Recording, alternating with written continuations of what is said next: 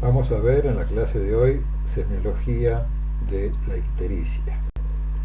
Para ello vamos a seguir más o menos estos puntos: la definición, fisiología normal de la bilirrubina, conceptos fisiopatológicos, la clasificación de ictericia propuesta y utilizada por la cátedra de semiología, el diagnóstico diferencial, la presentación de 2 casos clínicos y un breve resumen.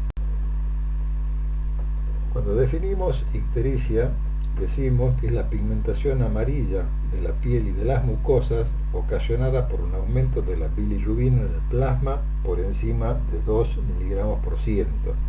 Como ustedes verán, en esta imagen lo he dividido a la definición en 3 puntos, porque muchas veces se confunden y dicen o piensan que la ictericia es la pigmentación amarilla de piel y mucosas, pero ese concepto, si no está completado con el dato que es producida por el aumento de la bilirrubina, es un concepto equivocado.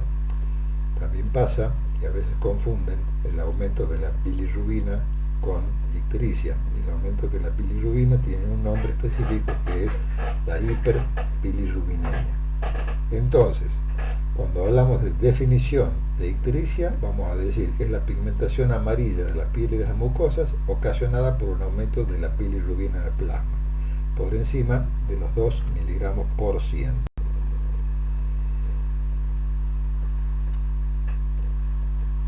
La bilirrubina se produce a partir de la destrucción de los glóbulos rojos. Estos glóbulos rojos, al destruirse, liberan hemoglobina. La porción proteica de la hemoglobina, que es la globina, va a ser reutilizada en la síntesis de nuevos glóbulos rojos. Y el grupo M va a sufrir una serie de pasos metabólicos a partir de la cual se van a generar o se va a formar la bilirrubina. Es importante conocer que el 90% de la bilirrubina proviene de la destrucción de los eritrocitos viejos. Entonces, como decíamos recién, de la destrucción de los glóbulos rojos se forma el grupo hemo. Este es convertido luego en biliverdina. La biliverdina es convertida en una bilirrubina que se conoce como bilirrubina indirecta. Esta bilirrubina indirecta, que normalmente representa el 90% de la bilirrubina circulante, va en la sangre fuertemente unida a la albúmina, y de esa forma llega al polo vascular del hepatocito, donde es captada por el hepatocito y llevada al retículo endoplasmático, donde a través de una enzima que es la gluconiltransferasa se conjuga con el ácido glucurónico y se forma la bilirrubina directa, que es eliminada a través del polo biliar del hepatocito a los canalículos biliares y posteriormente entonces al tubo digestivo. Recordemos la estructura histológica del hígado con el polo vascular y el polo biliar.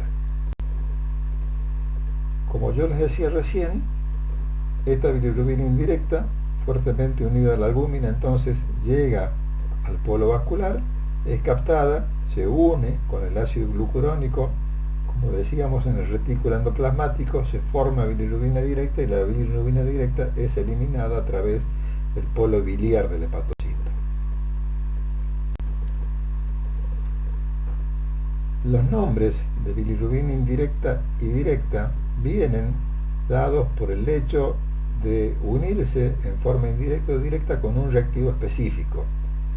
A la bilirrubina indirecta o bilirrubina no conjugada es importante recordar que circula en la sangre fundamentalmente unida a la albúmina y es insoluble en agua. El hecho que sea insoluble en agua impide que sea filtrada por el riñón. Al no ser filtrada por el riñón, no pasa a la orina independientemente de los niveles que pueda tener, y por lo tanto no va a cambiar el color de la orina porque no da coluria.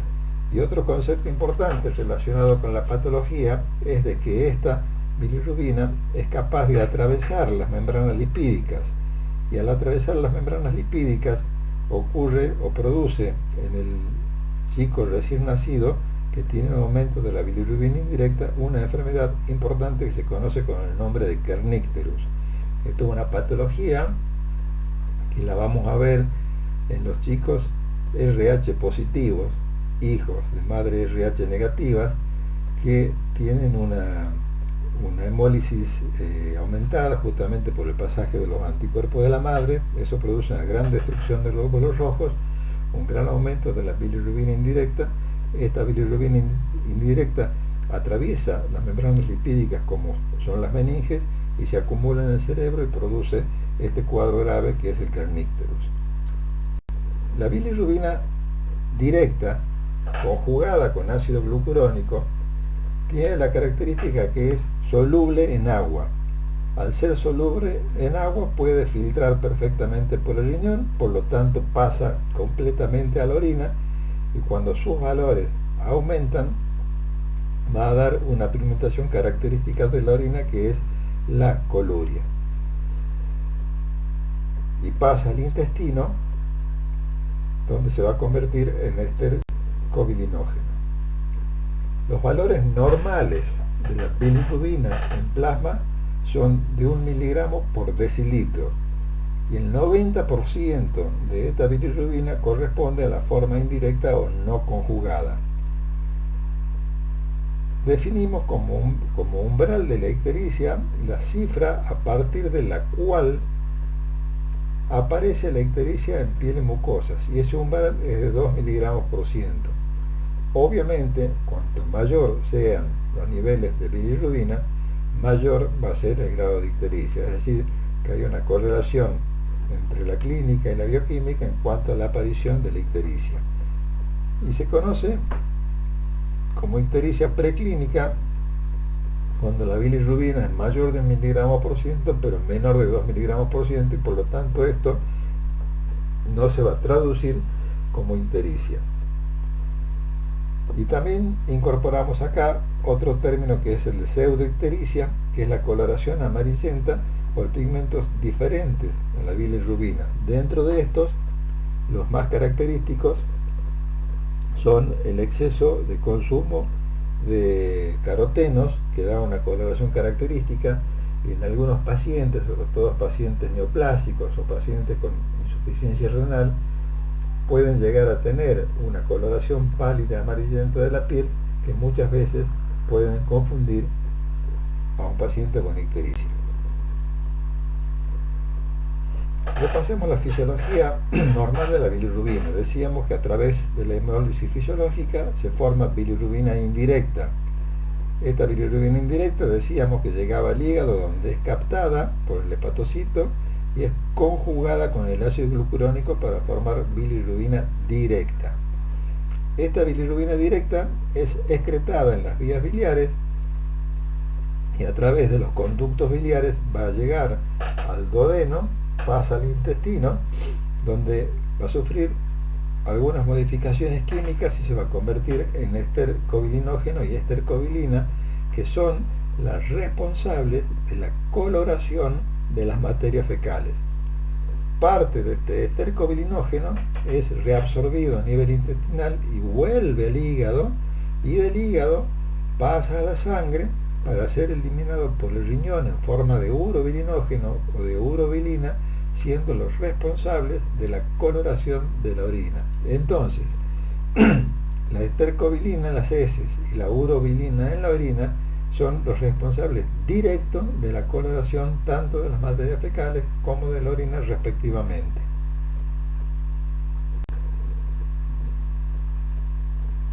Como les decía recién, entonces la bilirrubina conjugada pasa al intestino y al colon. Ahí, por efecto de las bacterias intestinales, es convertida entonces en estercobilinógeno y urobilinógeno, y parte de este estercobilinógeno es reabsorbido por el colon, pasa a la sangre y forma la circulación enterohepático. La cátedra usa esta clasificación de ictericias, que la dividimos en ictericia prehepática o ictericia hemolítica, ictericia hepática, que tenemos que diferenciar la hepatocelular de la hepatocanalicular. En la hepatocanalicular lo que ocurre es que hay una colestasis intrahepática y las poshepáticas obstructivas, donde hay una colestasis extrahepática y que las dividimos en benignas y en malignas. Posteriormente vamos a analizar cada una de estas y vamos a ver cuál es la causa de cada una de estos tipos de ictericia.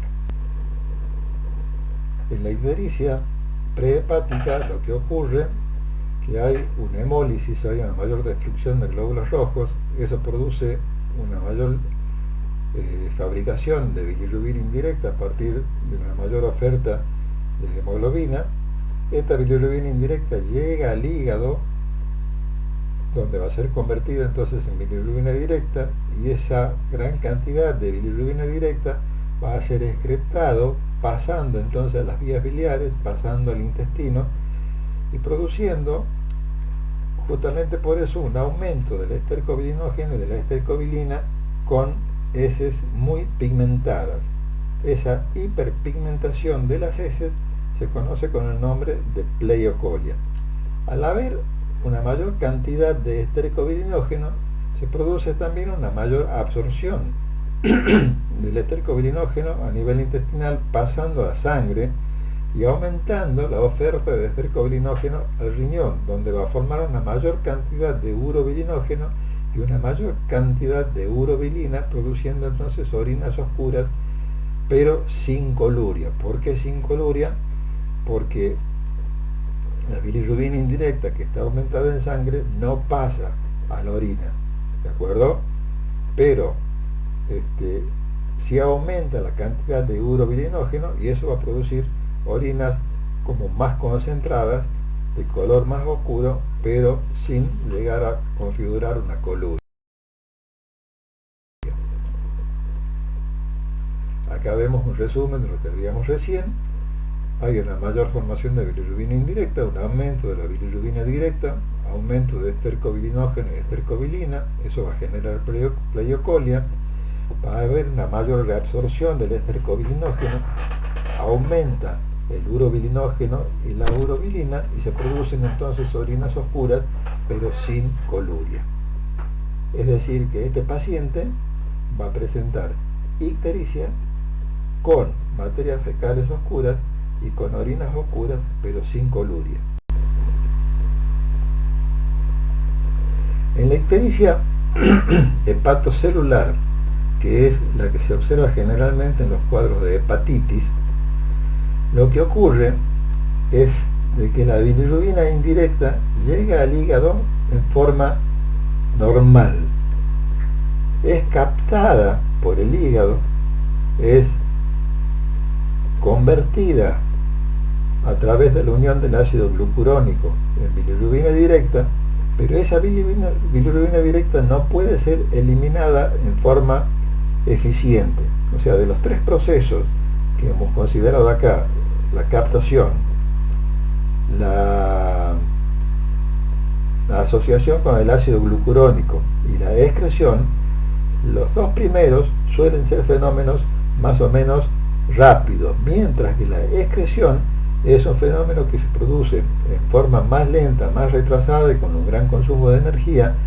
Por lo tanto, se produce una acumulación de bilirrubina directa en el hígado, y esa acumulación de bilirrubina directa genera un reflujo de la bilirrubina directa al aparato vascular. O sea, en lugar de salir por el polo biliar, lo que ocurre es que hay un reflujo a nivel del hepatocito, y a través del polo biliar esa bilirrubina directa formada en exceso vuelve a la sangre. Eso genera un menor pasaje de bilirrubina al intestino, con una disminución del estercobilinógeno, y da una hipocolia no tan marcada, o a veces una normocolia, o sea, una coloración normal de las materias fecales. Ahora, este aumento de bilirrubina directa llega al riñón, y como es hidrosoluble, se filtra, es eliminada por el riñón y va a producir en la orina un cambio de color característico, color Coca-Cola, color té cargado, que se conoce con el nombre de coluria. Entonces repasemos. Hay una captación de la bilirrubina indirecta, hay una conjugación del ácido glucurónico normal, y como le cuesta excretarla, se produce un reflujo de la bilirrubina directa, hay una hiperbilirrubinemia directa que es filtrada por el riñón y me va a dar coluria. Hay por lo tanto un menor pasaje intestinal, menores cantidades de estercobilinógeno que generalmente se traducen con hipocolia leve o incluso con normocolia. En esta imagen vemos lo que yo les decía, o sea, se produce la captación a través del polo biliar, se produce la captación de la bilirrubina indirecta, es transformada a bilirrubina directa y es excretada, pero acá vemos cómo la excreción suele ser más dificultosa, más lenta, y eso genera una acumulación de bilirrubina directa dentro del hepatocito y produce el fenómeno de reflujo hacia el polo vascular. Bueno, una situación diferente ocurre en la ictericia también hepática, pero la llamada hepatocanalicular, donde se produce una colestasis en la secreción de la bilirrubina intrahepática. Esto es una situación que se suele ver generalmente en los casos de cirrosis. O sea, como ustedes verán en anatomía patológica, en la cirrosis hay un proceso de fibrosis y de neoformación del hígado. En este caso, el aporte de bilirrubina indirecta es normal, llega al hígado, es captado normalmente por el hepatocito, es conjugado más o menos en forma normal a bilirrubina directa, pero el polo biliar está obstruido por el mismo proceso de fibrosis, entonces la bilirrubina no puede ser eliminada, se acumula dentro del hepatocito y se produce entonces un reflujo de bilirrubina directa a la sangre. Este aumento de la bilirrubina directa llega al riñón, donde va a ser eliminada por la orina porque justamente es hidrosoluble y va a producir un cuadro de coluria. Como el pasaje al intestino está disminuido, hay una franca disminución del estercobilinógeno y se caracteriza por una hipocolia importante. Como les decía recién, esto es un cuadro que lo vamos a ver clásicamente en los distintos tipos de cirrosis. O sea, este es un hígado normal a la izquierda y a la derecha tenemos un hígado cirrótico con todo este proceso de fibrosis, de neoformación, que dan ese típico aspecto de superficie irregular que puede ser incluso palpado en algunas circunstancias.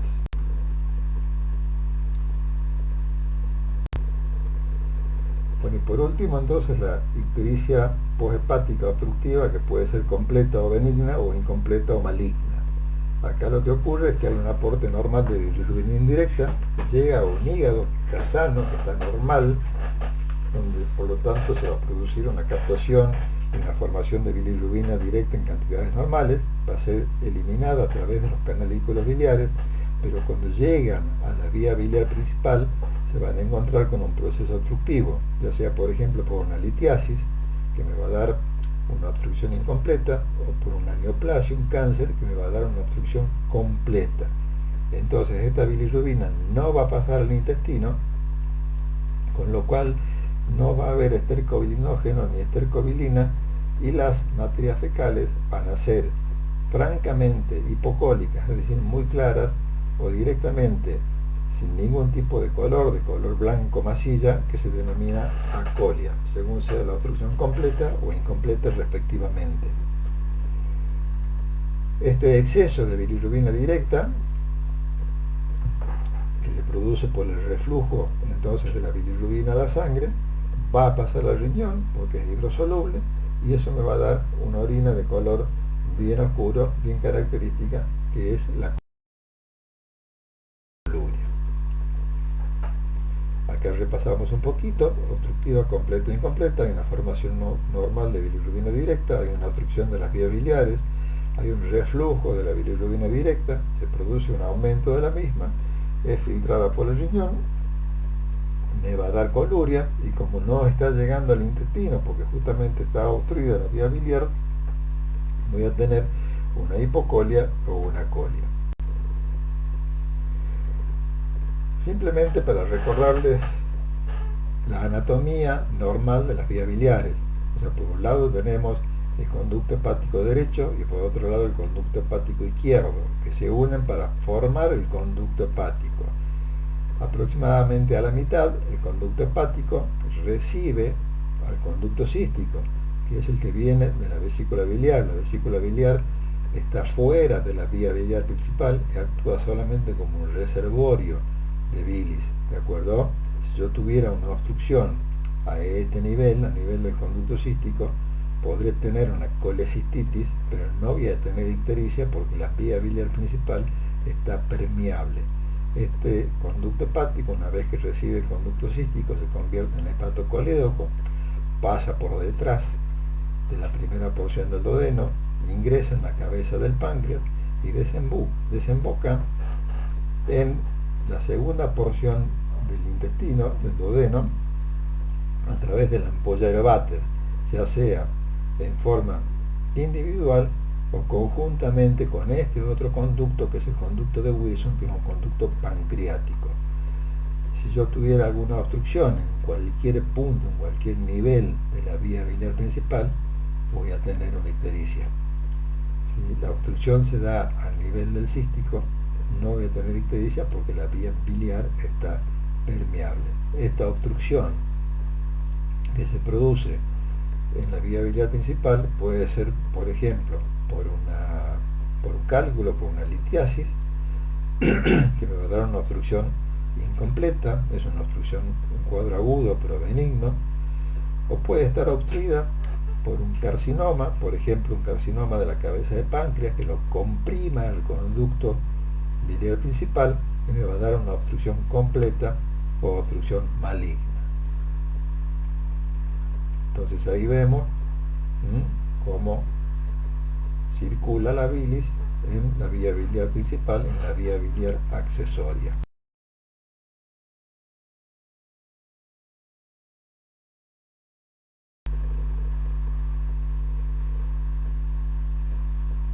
Dentro de las causas que dijimos de ictericia obstructiva poshepática, hablábamos de la presencia de cálculos biliares. Estos cálculos biliares que están dentro de la vesícula biliar pueden producir colecistitis, pueden producir una serie de problemas, pero quizás el problema principal es cuando son eliminados por la vesícula a través del conducto cístico y se enclavan entonces en la vía biliar principal. Como vemos en este esquema, estos son cálculos que están dentro de la vesícula, pueden ser completamente asintomáticos, pero cuando pasan a la vía biliar principal producen irritación local, espasmo, y producen el famoso cólico biliar.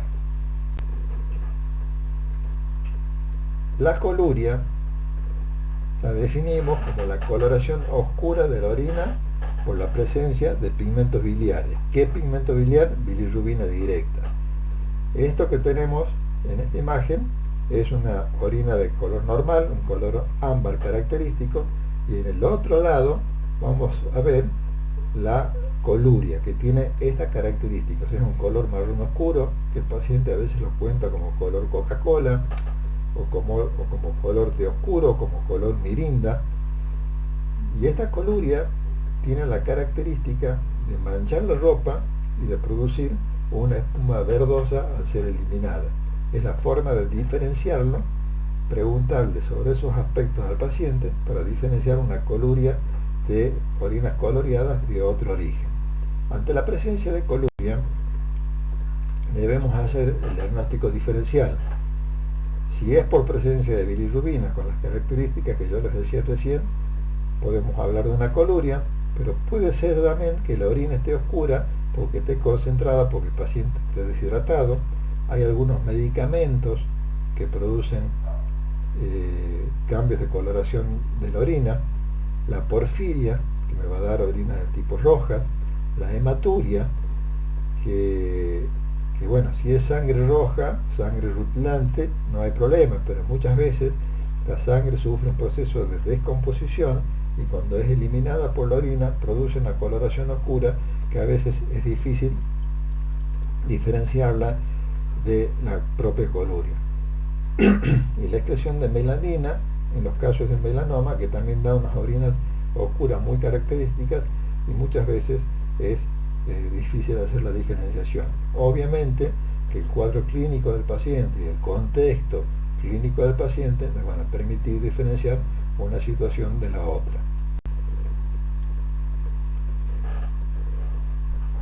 En este cuadro vamos a considerar los distintos tipos de ictericia y las características clínicas de cada uno. En la ictericia prehepática, acuérdense que era la ictericia hemolítica por destrucción de glóbulos rojos, que suele verse en la anemia hemolítica. El paciente se dice que está más pálido que ictérico, se llama ictericia flavínica, porque es una ictericia pálida, o sea, el paciente está pálido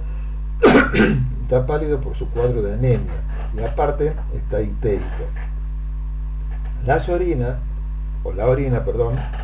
va a estar oscura, pero no va a haber coluria, porque lo que predomina en esta situación es la bilirrubina indirecta que no pasa a la orina, por lo tanto no hay coluria. Las materias fecales van a estar oscuras, va a dar pleiocolia. ¿Por qué? Porque hay una mayor producción de estercobilinógeno a partir de la mayor oferta de bilirrubina. Este paciente en general no presenta dolor, no va a presentar ascitis. La ascitis ya vamos a ver lo que es la acumulación de líquido en la cavidad peritoneal, y sí puede tener un agrandamiento del vaso, una esplenomegalia, justamente porque es uno de los elementos clínicos que suelen verse en los casos de anemia hemolítica. O sea, al haber un aumento de la destrucción de glóbulos rojos en el vaso, es un vaso que está hipertrofiado por esas características. En la ictericia hepática, y acá en general nos referimos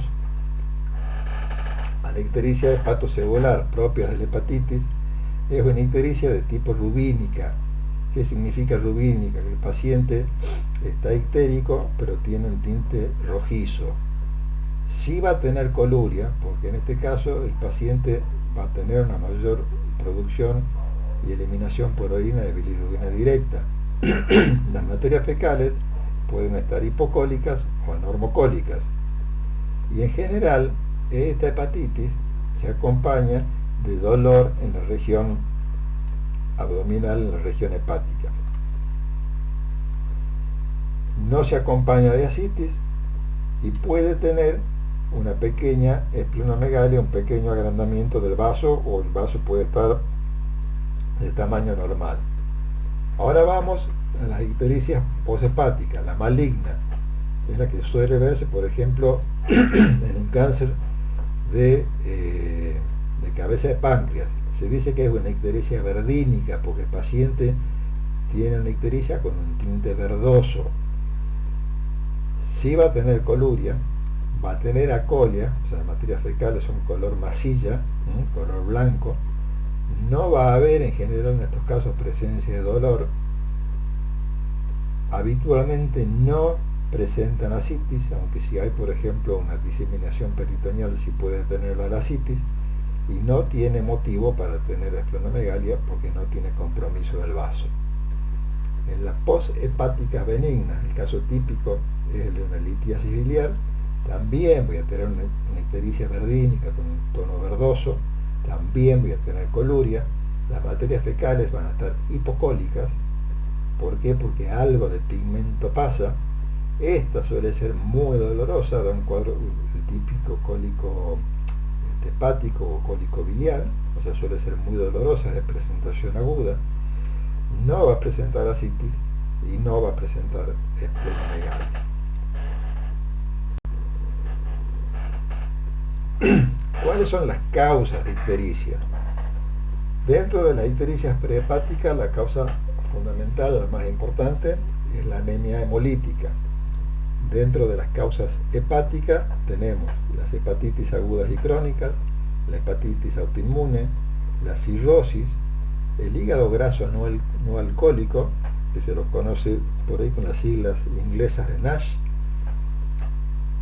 varios medicamentos que suelen ser hepatotóxicos, algunos trastornos metabólicos como la enfermedad de Wilson, que es la acumulación de cobre en el hígado, y dentro de las poshepáticas, las benignas como la litiasis o como los parásitos, o algunas malignas como son el cáncer de cabeza de páncreas, el carcinoma de ampolla de Batten, el colangiocarcinoma, o una enfermedad que también es benigna en cuanto a su patología, pero bastante grave desde un punto de vista clínico, que es la colangitis esclerosante.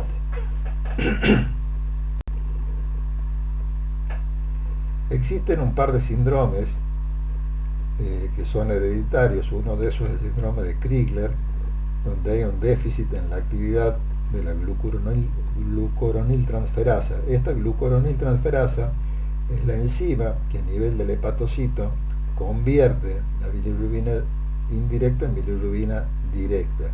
Este es un trastorno congénito que suele verse entonces en patología pediátrica, donde se produce una hiperbilirrubinemia indirecta por este tipo de alteraciones. Y una que es más conocida, que es el síndrome de Gilbert, que tiene una incidencia importante en la población occidental, se dice que afecta entre un 12 a un 12% de las personas, que también tiene un trastorno en esta enzima glucuroniltransferasa, con lo cual hay un déficit de conversión de la bilirrubina indirecta a directa y se produce una hiperbilirrubinemia indirecta. Ojo que hablamos de hiperbilirrubinemia. Estos pacientes no necesariamente tienen ictericia. ¿Por qué? Porque en general los valores de bilirrubina que suelen manejar son menores de 2 miligramos por ciento. Entonces va a ser un diagnóstico en muchos casos del laboratorio, donde vamos a observar de que hay una hiperbilirrubinemia, predominio de indirecta, con valores entre 1 o 2 miligramos, pero sin superar el famoso umbral de ictericia. Como les decía, hay varios medicamentos que producen colestasis intrahepática, entre esos los anabólicos esteroideos como la testosterona, los derivados, algunos agentes antitiroideos como el metimazol, drogas inmunosupresivas, el clofibrato, que es una sustancia que se usa para el tratamiento de algunas dislipemias, el uso de anticonceptivos orales o algunos hipolipemiantes. O sea, cuando hacemos el interrogatorio del paciente es fundamental investigar sobre la utilización de algunos medicamentos, ya sea en el momento actual o previamente. A la hora de revisarlo al paciente histérico, como les dije en algún momento, el paciente va a estar más histérico cuanto más elevada esté su bilirrubina. Si la bilirrubina está baja, en el orden de los 2, 3, 4 miligramos por ciento, puede ocurrir de que sea difícil observar la ictericia. Es importante, desde el punto de vista semiológico, hacer el examen del paciente en un lugar bien iluminado con luz natural. Si el paciente está muy histérico, no va a haber problema porque lo vamos a poder ver en cualquier situación, pero si el paciente está poco histérico, es importante evaluarlo entonces con una buena luz. ¿Dónde vamos a buscar la ictericia? La conjuntiva ocular tiene un alto contenido de elastina y por eso es uno de los lugares preferidos para ver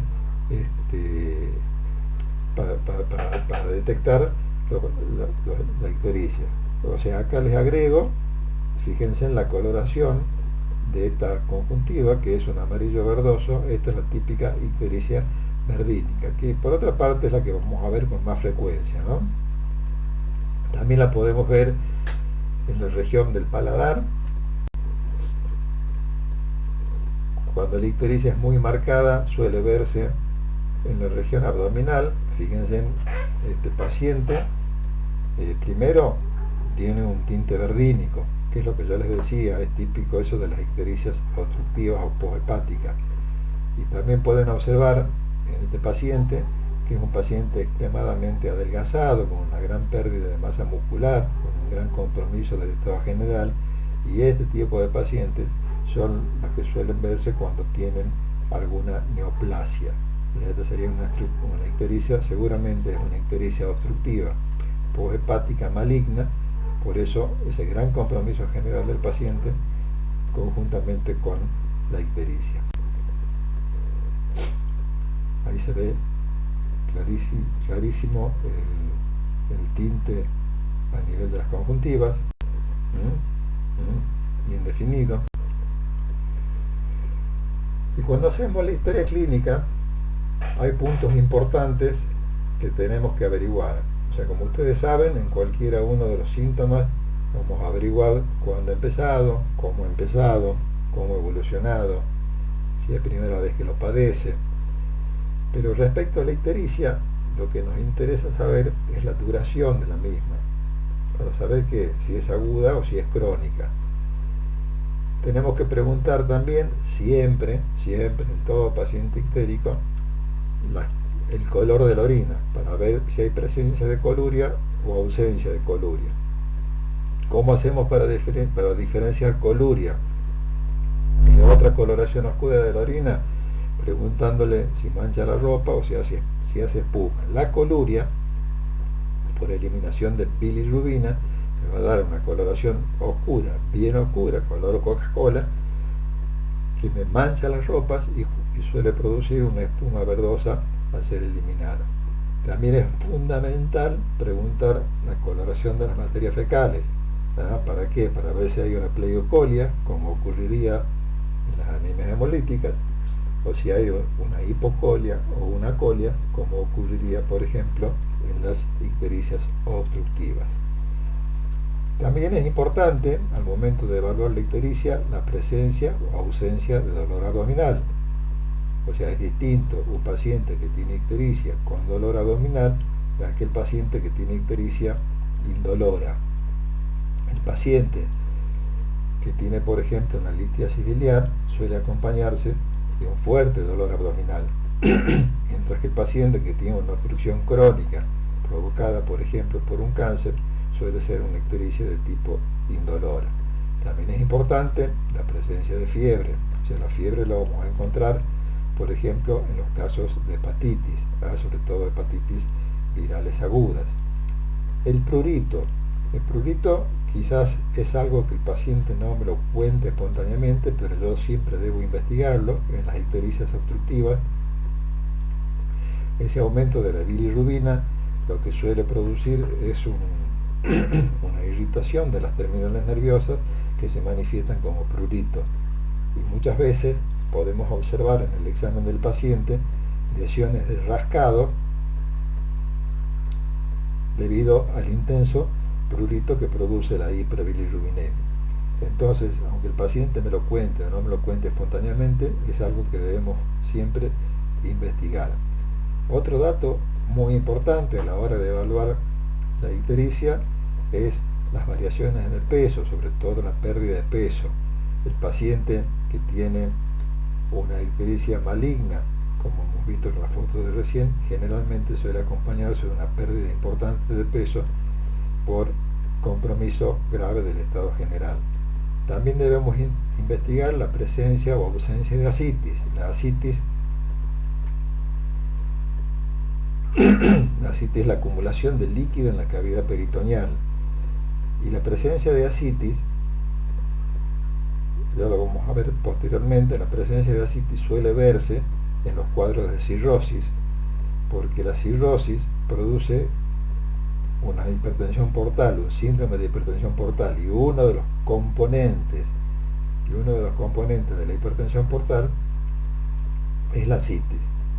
También es importante, porque tiene que ver con la cirrosis, el antecedente del abuso de alcohol, como vimos recién, el uso de medicamentos, o el antecedente de transfusiones por los cuadros de hepatitis virales. Al hacer el diagnóstico de ictericias, también es importante el examen físico, y en eso requiere cierta relevancia la palpación de hígado, que es algo que lo vamos a ver posteriormente. Pero por ejemplo, si el paciente tiene una hepatomegalia dolorosa, o sea, si yo al palparle el hígado encuentro que la zona presenta dolor, eso solemos verlo, o podemos verlo en los cuadros de hepatitis, y mucho más doloroso en los casos de un absceso hepático. Acá el absceso hepático, aparte de ser doloroso, si el absceso es importante y más o menos superficial, puedo llegar a palparlo como una masa tumoral grande. Definir las características del borde hepático. Si me encuentro con un borde hepático, por ejemplo, filoso, cortante, eso es propio de la cirrosis. O la presencia de un hígado irregular, tumoral, con nódulos, que podemos encontrarlo en el caso de un cáncer. O sea, si bien esto no está relacionado directamente con la ictericia, al hacer el diagnóstico diferencial, las características palpatorias del hígado toman cierta relevancia. Lo mismo que la palpación del vaso. El vaso va a estar aumentado en los casos de una anemia hemolítica. ¿Por qué? Porque hay un mayor trabajo del vaso, porque está en hemólisis, y eso me va a dar un vaso palpable. También en los casos de cirrosis, y como consecuencia de la hipertensión portal, me va a dar una esplenomegalia, y las hepatitis, la hepatitis aguda, puede acompañarse, o sea, esta es la hepatitis A, puede acompañarse en un 20% de los casos con una esplenomegalia. Entonces, otra vez, si bien la palpación de vaso no tiene que ver directamente con la ictericia, en el diagnóstico diferencial me pueden llegar a aportar elementos diagnósticos. Acá tenemos un paciente con ascitis. Ustedes fíjense en una gran distensión abdominal, con el ombligo salido, eso se llama eversión del ombligo. Hay hernia umbilical. Si yo lo percuto, voy a encontrar una zona de concavidad superior, puedo encontrar circulación colateral, y esto tampoco está relacionado directamente con ascitis, pero en un paciente que tenga una cirrosis con hipertensión portal, seguramente va a estar ictérico, y la presencia de ascitis, de esplenomegalia, me va a orientar el diagnóstico. También puedo encontrar ascitis en pacientes con neoplasias o con tuberculosis peritoneal, que me va a comprometer entonces el abdomen. Y tenemos diferentes cuadros de ascitis, grandes ascitis, con gran distensión abdominal, con la eversión del ombligo. A la hora de evaluar las causas de ictericia, independientemente de lo que es el interrogatorio, independientemente de lo que es el examen físico, que es fundamental, y que en la mayor parte de los casos me permiten hacer un diagnóstico, vamos a recurrir a los exámenes complementarios, que son los que me van a permitir, en cierta manera, confirmar la sospecha diagnóstica. Y para eso vamos a recurrir al laboratorio y a las imágenes. Dentro del laboratorio vamos a pedir un hemograma, vamos a pedir una electrosedimentación, bilirrubina total y fraccionada, así se pide. Eso significa que me van a hacer un dosaje de la bilirrubina total y de las fracciones directas e indirectas, las transaminasas, GOT, GPT y gamma GT, fosfatas alcalinas, colesterol, pseudocolinesterasa, láctico deshidrogenasa, proteinograma, tiempo de coagulación. Y dentro de las imágenes, fundamental la ecografía de abdomen, que me va a permitir ver tanto las características ecográficas del hígado, me va a permitir ver las características ecográficas de las vías biliares, y me va a permitir ver otras partes del abdomen fundamentales, como son el páncreas. Acuérdense que dentro de las causas que habíamos analizado, hablábamos del cáncer de cabeza de páncreas. Me va a permitir también ver, por ejemplo, si hay una esplenomegalia o no hay una esplenomegalia. La tomografía y la resonancia magnética también tienen su lugar, pero la gran desventaja que tienen respecto a la ecografía es que son estudios en general mucho más difíciles de conseguir y de mucho mayor costo. Hoy por hoy la ecografía es fundamental en el examen de la patología abdominal. Cuando pedimos el laboratorio, una de las cosas que vamos a pedir entonces es el dosaje de bilirrubina, y en ese caso nos podemos encontrar con dos situaciones: que haya un aumento de la bilirrubina indirecta o un aumento de la bilirrubina directa.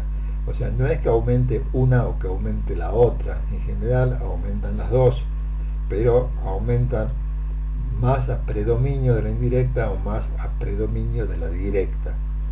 Dentro de los casos de aumento de bilirrubina indirecta tenemos, como hemos venido viendo, la anemia hemolítica, y después tenemos las causas no hemolíticas, dentro de las cuales entran el famoso síndrome de Gilbert, que lo vimos recién, o sea, donde lo que ocurre es que hay una alteración de la enzima que convierte indirecta en directa, y eso produce un aumento de la bilirrubina indirecta. Y los aumentos de bilirrubina directa que pueden ser, como hemos visto anteriormente, intrahepáticas o poshepáticas. Respecto a las transaminasas, vamos a trabajar con tres transaminasas: con la GOT, con la GPT y con la gamma GT. La GOT es una sustancia que se encuentra en el hígado, pero también se encuentra en otros órganos, mientras que la GPT se encuentra fundamentalmente en el hígado y por lo tanto es hepatoespecífica. Tanto GOT como GPT aumentan entre 10 a 100 veces en casos de hepatitis tóxicas y de hepatitis virales. Y la gamma GT es una sustancia que va a aumentar en los casos de colestasis, ya sea colestasis intrahepática, como vamos a encontrar en la cirrosis biliar primaria, o en la colestasis extrahepática por una litiasis biliar, por un cáncer, y aumentan junto con la fosfatasa alcalina. La fosfatasa alcalina también es una enzima que se encuentra en la mayor parte de los tejidos, pero sobre todo en el hígado, huesos y vías biliares. Y es muy importante en los casos de obstrucción de los conductos biliares porque aumenta bastante. Y suele ir asociado a la elevación de las transaminasas, pero fundamentalmente suele subir conjuntamente con la gamma GT. Y otra sustancia bioquímica que aumenta mucho en los casos de obstrucción de las vías biliares es el colesterol. Entonces, en cuanto al laboratorio, vemos que en la ictericia prehepática o ictericia hemolítica vamos a tener un aumento de la bilirrubina indirecta, la bilirrubina directa va a estar normal, las transaminasas van a estar normales porque el hígado está sano, la fosfatasa alcalina también va a estar normal porque el hígado está sano, no vamos a tener coluria porque la bilirrubina indirecta no pasa a la orina. En el caso de una hepatitis que me va a dar un cuadro intrahepático o hepatocelular, la bilirrubina indirecta va a estar normal, la directa va a estar aumentada, las transaminasas hepáticas van a estar muy aumentadas, como les dije recién, puede estar entre 10 a 100 veces aumentada. La fosfatasa alcalina va a estar normal porque no hay obstrucción en las vías hepáticas, la coluria va a estar presente porque el paciente tiene un aumento de bilirrubina directa que pasa a la orina. En los cuadros poshepáticos o obstructivos, ya sean benignos o malignos, la bilirrubina indirecta puede estar normal, va a haber un gran aumento de la directa con las transaminasas GOT y GPT normales, mientras que la fosfatasa alcalina y la gamma GT van a estar aumentadas. También aumenta el colesterol, recuerden. Y la coluria va a estar presente y va a ser bien marcada. Acá tenemos una ecografía normal de hígado, ¿ah? Donde ustedes ven que me permite hacer un estudio perfecto de este órgano, ¿ah? Si bien el hígado es un órgano accesible a la palpación, obviamente la calidad de imagen que me puede dar una ecografía es hoy por hoy muy importante. Acá vemos en la vía biliar la presencia de cálculos, que están obstruyendo la vía biliar. Incluso fíjense que la vía biliar está ensanchada. Lo mismo acá. Esto es una colangiografía, donde vemos la litiasis y una obstrucción de las vías biliares del conducto hepático, conducto hepático derecho, conducto hepático izquierdo, a una vía biliar muy aumentada de diámetro, porque la litiasis está obstruyendo. Vamos a ver dos casos clínicos cortitos y sencillos, como para que vayamos redondeando un poco lo que hemos estado viendo. En este caso tenemos una mujer de 35 años de edad que consulta por dolor abdominal, por vómitos y por coluria. En el interrogatorio vemos que presenta un dolor localizado en el hipocondrio derecho de tipo cólico, propio de órgano hueco, muy intenso, que comienza un día antes de la consulta y se irradia en la región lumbar y hombro derecho, que es la irradiación característica que suele tener el cólico biliar. No calma con el decúbito y calma levemente con antiespasmódicos. Unas horas después el paciente refiere vómitos en 3 oportunidades, al principio con contenido de alimentos y luego verdoso y amargo, vómito bilioso, y todos estos síntomas comienzan luego de una ingesta copiosa de comida grasa, y refiere haber notado coloración oscura de la orina. Cuando nosotros la vemos, la paciente está francamente ictérica, tiene la orina oscura, tiene las materias fecales claras. O sea, este cuadro es típico, es propio de una obstrucción posthepática de causa benigna por una litiasis. Y en este caso nos encontramos con un paciente varón de 65 años de edad, con ictericia, con anorexia, con pérdida de peso, que nos refiere a haber perdido 15 kilos en 6 meses, con una anorexia importante, tiene una ictericia importante en ojos y en abdomen, las orinas son muy oscuras, manchan la ropa, tiene las materias fecales hipocólicas. Al examen, el paciente es un paciente en el estado general, adelgazado, con ictericia verdínica. Se palpa el hígado a 6 centímetros en el rebote costal, duro, indoloro, y no se palpa la vesícula. Entonces este paciente podría corresponder perfectamente al cuadro de un paciente con una neoplasia, que esté obstruyendo la vía biliar extrahepática.